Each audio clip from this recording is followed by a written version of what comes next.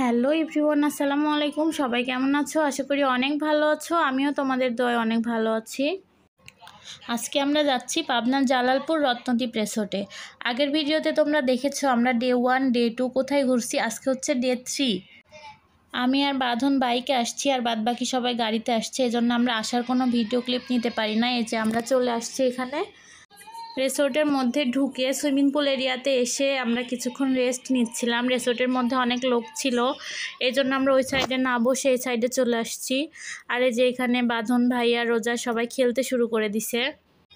রিসোর্টের মধ্যে একটা বিয়ের ফটোশ্যুট চলছিল, প্লাস অনেক লোকজন ছিল আর এই সাইডটা ফাঁকা ছিল, ওই জন্য আমরা এই সাইডে এসে বসছিলাম। এখানে কিছুক্ষণ বসে কিছু পিকচার টিকচার তুলে আমরা রিসোর্টের মধ্যে যাই, গিয়ে কিছু ঘোরাঘুরি করি। তারপর চলে যায় রিসোর্টের মধ্যে একটা ক্যাফে আছে, সেই ক্যাফেতে। আমার বাবু খুব জ্বালাচ্ছিল, এর জন্য আমি বেশি ভিডিও করতে পারি নাই। বাবু সবসময় কোলেই ছিল, এই জন্য ভিডিও ক্লিপগুলো নিতে পারি নাই। এই ক্যাফেতে এসে আমরা কিছু খাওয়া দাওয়া করি। আর এই যে এখানে বাবু তার দিদুনের কোলে উঠে তাও কান্নাকাটি করতেছে।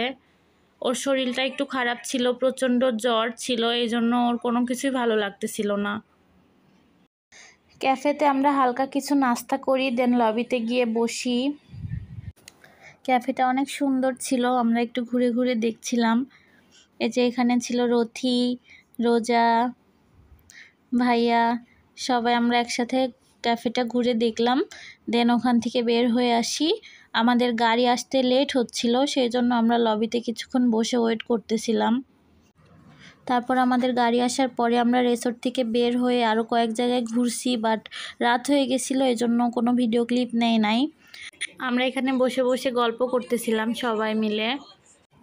তারপরে গাড়ি আসলে গাড়িতে করে আমরা চা খেতে যাই এক জায়গাতে, ওখান থেকে আবার টেবুনিয়া ফার্মে যাই।